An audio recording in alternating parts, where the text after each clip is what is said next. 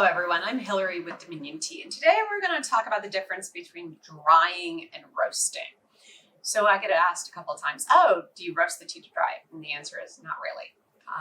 And so you need to understand the manufacturing process a little bit, but more importantly, what your end result comes out as. And the most easiest and just dramatic example of that is Hojicha. So Hojicha is a roasted green tea from Japan.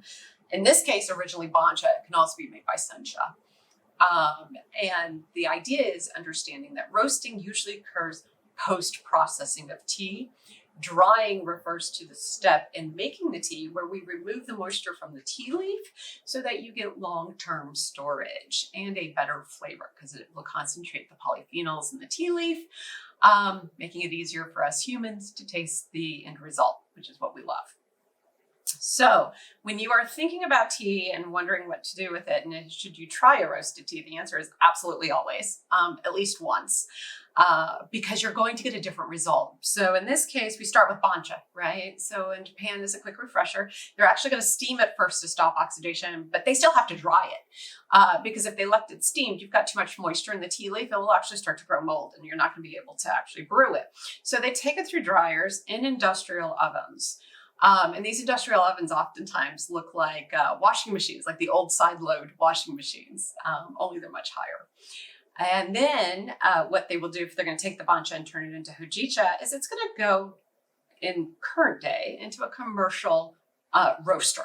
So these look like just big square machines, almost like a small refrigerator, and they've got shelves and they can be circular or square. And the tea goes on there. And what's great about it is they can control temperature and roasting time and consistent airflow, which is absolutely critical to get roasting to work correctly.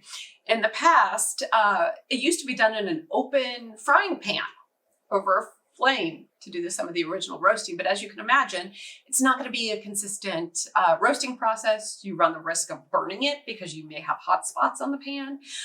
So it's not really a great process. So roasting tea really has come of age starting in about the 70s as the technology got better for commercial dryers around food.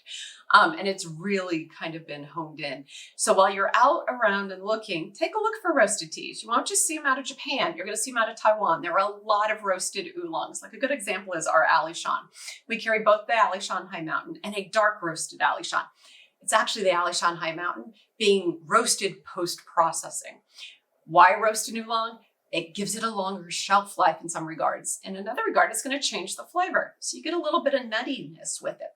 That holds true with this Hojicha as well. The roasting process has a tendency to add a nut-like flavor to the tea that you're not going to get just taking it through the traditional processing. And so while you're out and exploring, don't forget and don't turn your nose up at roasted tea. Don't let the name throw you because you're going to get an interesting experience. And also, by the way, try them iced. They make fabulous iced teas. We hope you enjoyed learning more about tea with us. Hit the subscribe button so that you can be notified when we add more videos to our channel. And check out the highlighted videos to learn even more about tea. And last but not least, you can check out all of the teas we talk about in our videos at dominiontea.com.